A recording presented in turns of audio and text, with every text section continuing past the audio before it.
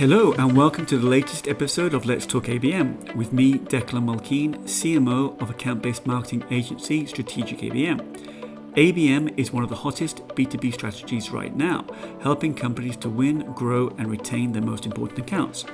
This podcast allows me to spend some time talking to account-based marketing leaders about their ABM programs and share their insights with other B2B marketers, wherever you are on your ABM journey. So today I'm joined by Keith Pranghofer, who's a Director of Account-Based Marketing and Strategic Accounts at Microsoft. Keith, thanks so much for joining us today. Thanks for having me, Declan. Happy to be here. Fantastic. So let's kick off. Keith, you've been on a long journey at Microsoft, I think about 16 years in total, if your LinkedIn profile serves me right. That journey has encompassed customer marketing, field marketing, customer advocacy, and now for the last 6 years or so, account-based marketing. Can you tell me what's been the greatest change that you've witnessed in marketing over all those years? Yeah, so many. Just so many that we all see. But for me, I think the biggest change that I've seen is this pivot to really need to be customer and client obsessed. And this isn't just about ABM, but it's all functions of marketing, whether you're in product marketing or customer marketing, PR or research. Like this shift to really go deep and understand your client or your customer has really grown. And it's been driven by how do you compete in the market, right? And how do you address rapid change that's going on? If you don't understand your client or customer, you can't respond. And then, arguably it's more important not just to capture revenue today and share of wallet, but how do you capture share of perception or voice? Yeah. And so understanding your client and customer and being really obsessed around it, I think has been the biggest change that I've seen from a marketing perspective. So this whole kind of approach of client-centric marketing and building that kind of community with your clients. Yeah, spot on. And, I know a lot of the conversation today revolves around, hey, like what approach might you use? Or are you, a lot of it is on like the technology that we leverage today. But I think fundamentally, like those are all pieces that have driven change. But that core value of how like the client-centric programs, I think you hit it spot on, is for me what I've seen the biggest change in 15 years. And that's interesting, actually, because I remember I interviewed at the very beginning of this podcast a couple of years ago, Bev Burgess, who actually coined the term ABM back in 2003. And she was telling me that she was at a lunch or a dinner with some marketers from Accenture and Unisys, and they had invented a term and a methodology called client-centric marketing. And so that was the genesis of her building the methodology, coining the term account-based marketing. So it's interesting your positioning around what you've seen in the change. Obviously, it comes back to what she saw 20 years ago now. Yeah, it really has. And I remember sitting. Bev, like you mentioned, has been not only coined it, but then the work that Accenture and I think it was Infosys, you said, right? Like the work there, and so much of that bleeding from, it's interesting where it came from, where it's evolved. Those are really services based organizations, right? They're not products based. Like they're in the business of consulting services and how then like bringing that and how it's landed now in product. And I would say even in some cases, like you start to see it from a consumer perspective. To me, that's really an interesting evolution as well, of where it originated.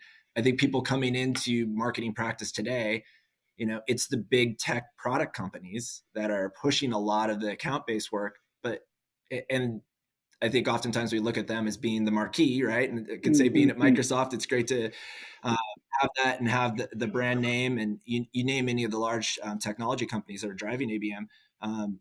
And so you think, oh, they must have originated and started this, but it didn't. It came from like these businesses that had to be client obsessed because they were, at the end of the day, their product were the people that had to go do the work. So you had to be relationship based. Yeah, and I think also, Keith, they were companies, and they continue to be companies that have to explore incredibly deeply those companies, their clients, know the market, know the landscape, know the competitors better than their customers to be able to advise them about what the future looks like, right? So I think that's the perfect fit for ABM if you think about it, because obviously the value that the insights bring, the value that all that kind of the data brings to the conversation, right? Yep. So let's just move on then, talking about your career a little bit more around ABM. I think that one of the first kind of campaigns that you were running at Microsoft were focused around deal velocity of existing customers. Could you tell us a little bit more about that? Yeah, certainly. And so, yeah, our first days, my first days in ABM and at Microsoft were in our consulting services business. So it kind of ties back to the story we were just talking about from a services angle. So there were places where we had existing relationships, and then we were constantly getting new projects coming into the pipeline. Right, you always had these feeder deals, is what we would call it, but they were often small deals, and it goes back to like how if you want to grow your book of business from a services perspective, you have to understand your clients, their needs, and where they're going in the market to get these bigger deals. And so what we realized is that there was really an opportunity to apply ABM to help drive velocity against those smaller deals, but also how do we grow their size? So this whole concept of we called it land and expand. Mm, We used ABM and we did it by really looking at, in these earlier days, building out propensity models. So we didn't have all the AI and machine learning at the time, but we would build out these propensity models that would help us look at where can we go win deals, and then how do we expand them by proposing value add services or the next logical services. So we used a lot of data early on to build out these models. And then the big part for us, particularly in the services business, was that deep connection with the sales leads, and then also for us solution architects, the people actually delivering on the client. And so we worked a lot with them to actually map out content, subject matter experts, reference customers throughout a sales stage. I wouldn't say it was a buyer journey by any stretch mm, of the imagination, but it was really mapped to sales stage.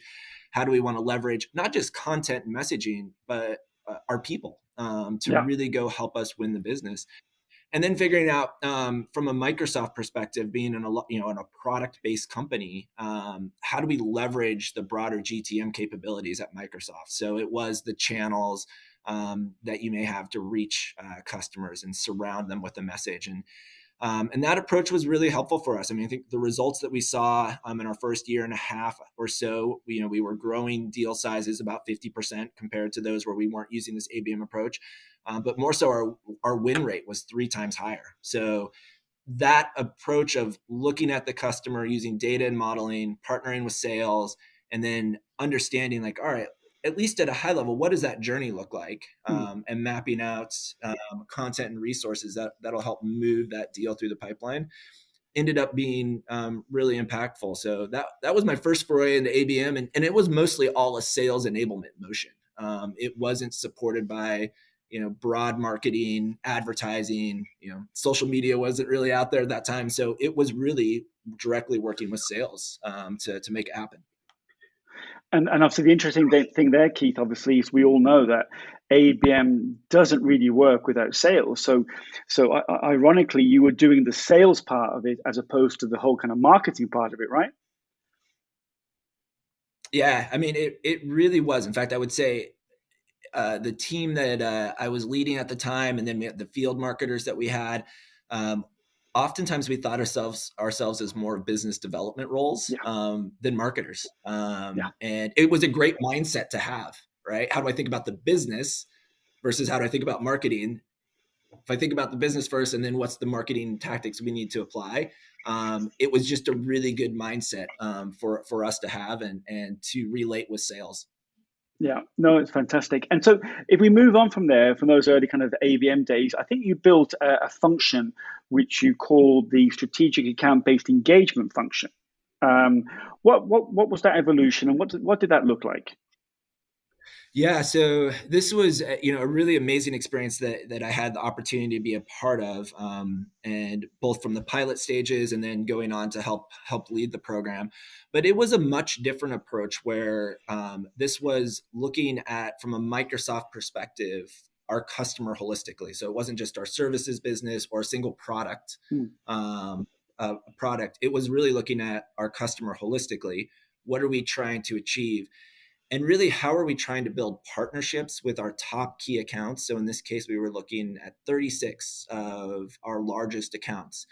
And how do we engage with them to be market makers, right? Like how are we going to market with them was this North Star we were trying to move towards. So in this case, it was really thinking from an ABM perspective, more of a one-to-one approach, and that was our model of one marketer covering 5 accounts, Mm. which was still a lot, Yeah. and it's the model still today. It's still a lot when you're trying to go this deep. But so it was that was a very different approach of not so much on velocity and trying to drive win rate, but how do we build successful partnerships where we know revenue will come, we know advocacy will come, we know share of wallet will come, and we'll win, and we'll be able to compete. So a very different mindset and outcomes we were trying to drive towards, versus the early days of let's look at deals in the pipeline. How do we drive velocity against them? No, it's much more focused on those deepening those relationships, learning more about the customer, and obviously being in partnership really with the customer would be fair to say, right? Yeah, and I think that's the key part. It was our our North Star was how are we doing this in partnership Mm. with the customer? And to me, that is nirvana for ABM, is where you are building your campaigns and what you're trying to do with your advocates and the customer. Like, talk about being relevant and being able to resonate.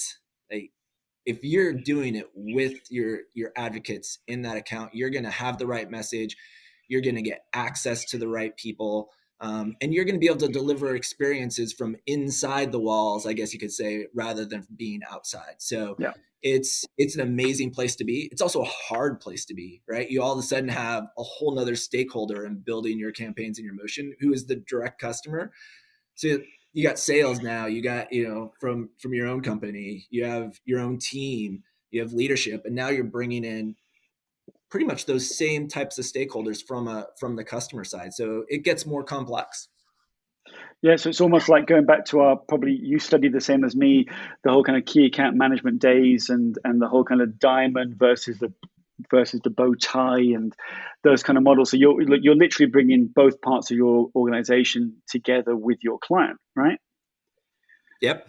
Yeah. Yeah, And yeah. and a lot of that is it goes back to even that conversation about the importance of sales and Mm. engaging with sales on that side. You have to do that as well. Not only do you have to have the trust of the customer and build that relationship, you have to have a strong relationship with sales. They have to trust you with a lot to allow you to engage directly with that customer, and really set you free, to go do what you think is going to drive the best business impact.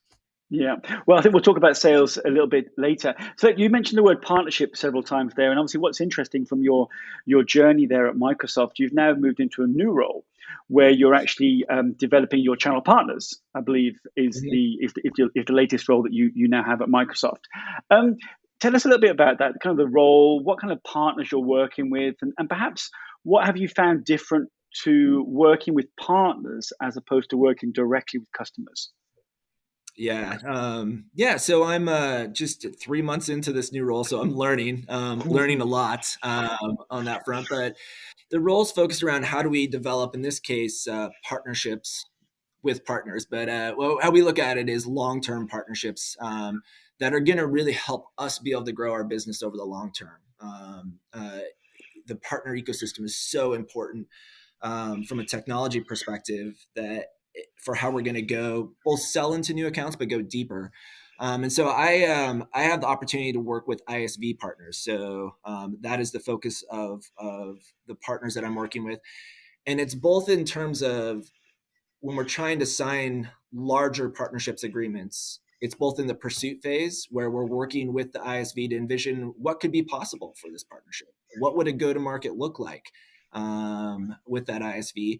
And then working through the process of, the sales teams internally to close that partnership and then move into a go to market design execution. And then ultimately we hope to expand and renew.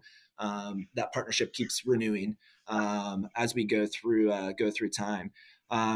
And while it's ISVs, the really interesting thing, and I think it's also what's making it, for me, like what makes it kind of challenging and different is there's a lot of diversity even amongst ISVs. There's, the large established ISVs that are in the Fortune 100, right? But then we're also working with niche industry solution providers or high-tech startups that they may be very small organizations, but the amount of influence that they have on the markets, right, from their solutions, or the importance of their solutions in driving in customers' business, Mm, for us could drive a lot of revenue from our cloud businesses. And so that's a very interesting space of when we often would think of, working with large customers, it's a lot, or the revenue as we sized which customers we might pick to engage from an ABM perspective. We're obviously looking at, like, usually it was both revenue, but you're starting to look at how large is that customer, how many employees do they have. In this case, and working with partners, the partner may be actually very small, mm, several hundred employees, but the revenue that they could potentially drive through that partnership for Microsoft could be just as much as one of our large customers. So it's a very different dynamic to have to say, all right, how do I work with a small organization that's going to have a very much smaller marketing team as well, and partner with them, and then drive these significant revenue numbers that we want to achieve together. So that's a very mindset very different in yeah. terms of thinking about scale and the number of people that you might work with, and the revenue outcome that you could still potentially drive. So let's just dig down into that a little bit more for a second in terms of the, you mentioned obviously, because I know you're a big fan of ITSMA and Bev Burgess and all those kind of learning and methodology. Um, in terms of the work that you're doing with the partners, are you also applying the different types of ABM program to them in terms of one to few, one to one to many, or do you have a different approach? Yeah. Well, we're testing right now, I would say. I'm trying Mm, to figure out what is the right way to engage. And it's a little bit of all of it. So we are taking an approach right now where we are doing, as we're engaging with the ISVs, with our partners, a one-to-one approach with a handful so that we can learn, right? Like, how should we go build these partnerships? What type of relationship development do we need to secure and win those partnerships with the ISV? And that's a very much a one-to-one, but we are building it with the mindset of we have to do this at a one to few and even get to a one to many, because our partner ecosystem is so huge, tens of mm, thousands of partners. Um, and so we're testing and learning, this one-to-one fashion, but very much thinking it in the mindset of how are we going to harvest this and be able to scale this type of motion, uh, in a one to few or one to many model, but also in a fashion where we are never going to have the number of people that we probably need from, in our case, like a partner marketing role, to go engage at that level. So it's going to be an interesting dynamic, and it's also one where you're not going to scale this. It's so relationship based that yeah. we're not going to scale this through marketing technology, most likely, right? It's still going to be so relationship based. So there's a lot of nuances that I'm learning and we're trying to figure out, but we are trying to apply the methodologies, and just trying to learn what makes sense and what doesn't. Yeah, that's interesting, actually, Keith. Because what you just said there reminds me of a previous guest on Let's Talk ABM, Elise Miller, who's head of ABM for EMEA at ServiceNow, which I'm guessing would be a company that you know very very well. And what they've been doing there is something around trying to build an ABM ecosystem, because they said exactly the same thing as you said, that you can't scale ABM in terms of the number of bodies that you would need to deliver it to the number of clients that you would like to deliver it to. So how can you actually push ABM out to the entire organization so more people actually do ABM outside of marketing, which I thought was a really interesting approach. Yeah, no, you really do have to figure out how do you enable other people Mm, to go do it. And so to that, it just makes me think one of the things that we really do rely on is the relationship managers at a partner level to help them build their strategy in terms of how they want to engage the partner, and then what does that go to market plan look like. So that's one of the things that we're thinking about as we're driving our program is how are we going to enable our relationship managers for those partners to go do some of the work that traditionally you would think a marketer should go do, right? And that is that's one of the things we have to think through is how do we build that model? I think both the tools to do it and the methodology, but also then there's going to be training that's going to be needed. And haven't even got to thinking about how we would do that, but that's probably the other part of it is how do you train somebody to not just understand what the tools and methodologies and approaches might be, but how do you best apply it based off the partner that you're working with and what's going to work for their business model. Yeah. And would that have something to do with perhaps building an ABM center of excellence or something similar? Gosh, I don't know. I don't, don't know if that's, I would go a route to go, and there's so much, I've seen so much value. And I think, going back to ServiceNow and what Jim Davis has built there in terms of their center of excellence, just amazing. And where I sit, I am actually in the subsidiary. So I'm just focused around the US. And so one of the things, a little bit of a side topic, but the value of having a center of excellence to be able to activate different markets is so, so important. And, that's one of those things that I never have had as an ABM marketer at Microsoft. And the work that we do is that type of center of excellence. But there's so much value in that, and roadmap potentially it's something we look to go do. But right now it's let's just learn and figure out what we think we need to do, just to kind of win in the short term. Yeah, well, maybe add it to your list, Keith, for 2023 or 2024. I'm not sure. Maybe 2024. Yeah. So you mentioned earlier about sales. So I thought it's a good time to ask you that question, really, that, a lot of people that I talk to around ABM say that ABM cannot exist without sales and without that sales and marketing alignment. And obviously trying to get marketing and sales to work together can sometimes be a challenge. What kind of tips would you share with the audience about how to get that alignment? Yeah. God, I think alignment with sales comes from, probably the most important thing is understanding outcomes that the seller needs to drive, right? They are going to be very different outcomes that they need to drive and achieve just to be successful. So I think one is coming in with that mindset of what do they have to achieve? Because oftentimes in ABM, depending on your approach, it's a long game, right? And sales teams and the best salespeople that I've had the opportunity to work with know that, and that's how they're going to drive their business long term. But they also have in quarter metrics and quota that they need to hit, right? So it's understanding the balance of how they need to think, and then that can help you come into conversations with sales about, hey, what are short term wins that can get us to a long term victory, right? So that's a very important mindset to bring to the table. The second thing is understanding the customer and client. It goes back to that, right? If you come in being able to bring a perspective on the customers, that salesperson's customers or clients, that shows that not only are you just there to do your job, but you're there to think about the best outcomes and the success of the customer.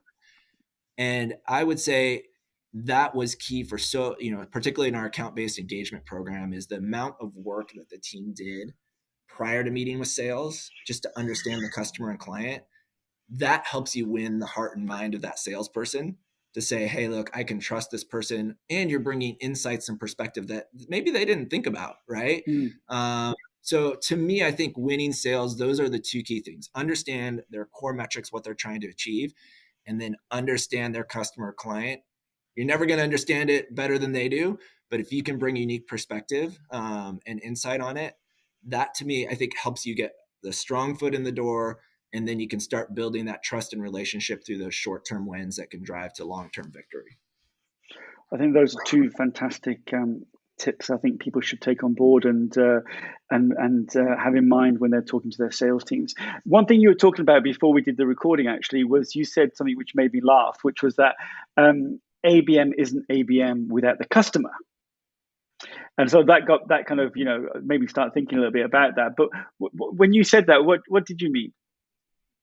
Yeah. So um, we it makes me laugh too. You know, and I think maybe it's even in the words, like it's an account based, right? But it's like, well, Mm, where's the, like, how do we think about the customer, all this? Or we talk about marketing and account based marketing as, oh, this drives the best, sales and marketing, connection. It's like, well, where's the customer in all of that? And so mm, when I talk about that, it's really about, twofold. One is, do you deeply understand where what the customer is trying to achieve, what their market looks like, and what success looks like for them.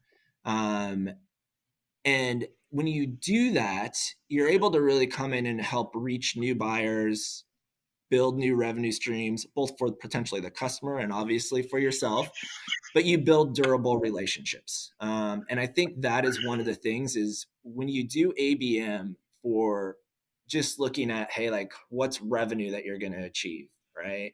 mm. What's win rate you're going to achieve, but you don't think about, hey, are we building the right durable relationships? You're missing a big opportunity to win markets and win share. And that to me is like pure ABM. It does those things. And it also, the second angle is that idea of how do you actually start to build campaigns that are ABM campaigns that have the customer involved in defining the messaging, defining the execution, right? Like that, that really does allow you to do unique things and test new things that you could potentially bring to like clients. And so that's kind of what I mean by it. And I'll say, like, we get so caught up in today's world of, how do we scale something so quickly, right? And it's like, oh, we have Martech now to help us do that stuff. And we quickly lose sight of the end customer when we try to figure out how do we scale it, and we start to potentially have the risk of watering down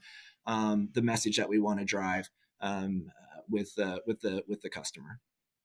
Yeah, and I think the interesting point there, Keith, I think is the kind of the rise of all the technology vendors, of all the MarTech vendors, the ABM tech vendors, etc. They've done a very good job of marketing their technology. They've done a very good job of kind of taking a large size of the conversation around ABM. And I think a lot of people think that ABM is synonymous with technology, but actually that's not the case. And I think you've just said there that the heart of ABM is the customer. And I think if your program loses sight of that, the customer, and thinks about how many more people can we reach, what technology can we use to reach, X number of people, I think that you're ultimately not you're going to do a disservice to your customers, and I think you're going to probably not do as well as you could do if you were much more focused on a smaller set of accounts.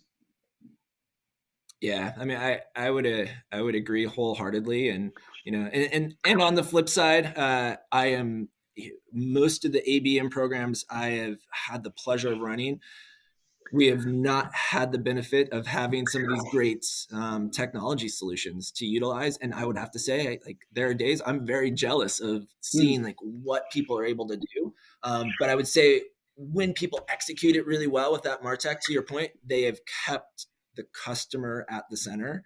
And they're able to do great things and scale it in wonderful ways. Like I think Marlo, yeah. Ben is like, he's done an amazing job of being able to do that with a small team, and then drive scale, but always keeping the customer at the center of what they were trying to do. Yeah, and Marlo was when he was at FireEye was one of the guests on the podcast, and he was talking about he went to a sales event of the FireEye sales teams, and they mentioned their top four wins for the quarter, and the top four wins coincided with the top four ABM accounts. So that kind of just shows you that that deep connection between sales and marketing in an ABM context can really work. A couple of questions for you actually that I know are very close to your heart. How do you use ABM to gain customers for life? Yeah, I love this one. Uh, so in our account-based engagement program, we had this North Star of our strategy to build such deep relationships with these customers that they would want to go influence the market with us. Mm, And so when we approached it from this mindset, like you truly put the customer at the center, their success is your success. And when we ended up doing this right, you build those internal advocates, right? You Yeah. have the customer co-creating the messaging, the content, the experiences. And this opens up so many new opportunities, not just to do things that are related to each other's direct business, but how does it tie back to things that could have, impact from diversity and inclusion, mental health, social responsibility, sustainability? That is what gains you a customer for life. You are no longer just a solution provider or a vendor. You're a partner on helping them achieve their mission and their values. And ABM can do that when you are able to go in this deep and you play that long game. Mm. And I tell you, like, you get customers that do, that engage with you in that way. You, it opens up the opportunity to start doing some really interesting co-marketing things that go influence the market in ways that you will never be able to run as many webinars or put on as many events to influence that number of people. And so that you can never measure, I would say it's hard to, I should never, but it's really hard to measure the impact that you can achieve from that. Because you're not going to have like, here's the number of, people that came to my webinar and here was my click-through rate. But you, you do that, you win hearts and minds of customers at that level. The word of mouth, I guess you could say, is so much more valuable to you from a marketing organization than any number of webinars or events that you can run. It's almost, Keith, like the qualitative data is more important than the quantitative data, right?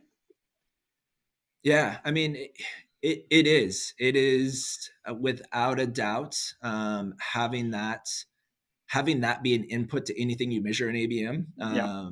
We all get down to like numbers and dollars, but that qualitative input, particularly if you can get it at a more and more senior level within an organization, like that's gold. Yeah, yeah, absolutely. So let's just finish off with two or three very rapid fire questions. We often talk about ABM as being a journey, and you've, as we mentioned at the very beginning of the podcast, you've been on a journey for many years with ABM. What's been your greatest learning in that journey? Um, you know, be patient Mm. with yourself and others. We all are just driven for results, right? Um, and we want to see things scale. We want to see them go faster. But when we approach things more from a growth mindset and learn from what did work, but more so what didn't work, and celebrate those things that didn't work, we're going to learn and be more effective the next time around than we would ever be. So, out of anything, it's particularly in ABM, be patient and give grace to people. Like, and I think probably the best saying that I could ever remember from a marketing perspective is somebody told me, like, nobody ever died from a marketing emergency, right? So be patient, understand that this is a long game, and you do that, you will keep the customer at the center, and you'll be successful. That's a fantastic experience to share. And in terms of the hardest part of ABM, what would you say the hardest part is? Determining where to invest. They're Yeah. finite resources, and it's a long game. You still got to show results. So, do I invest in another person, more Martech solutions, getting more customers? That's the hardest part. Just trying to balance up those different options, right? And Yep. the very last question for you, Keith. You get a phone call. It's a Friday evening. Your laptop is kind of just closing when a friend says to you, "Hey, I have to kind of present an ABM strategy on Monday morning to my team. What advice can you give me?" So, what's that one piece of advice you give them just before you close your laptop and enjoy a glass of wine or a beer or something? Yeah. The one piece of advice is set yourself up for success and your team.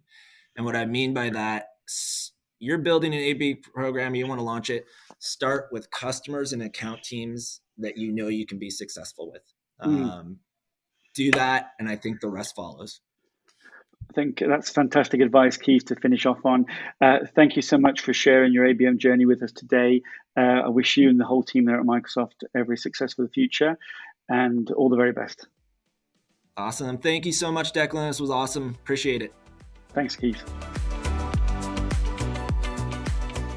If you enjoyed this episode of Let's Talk ABM, be sure to subscribe so you're notified when a new episode is posted.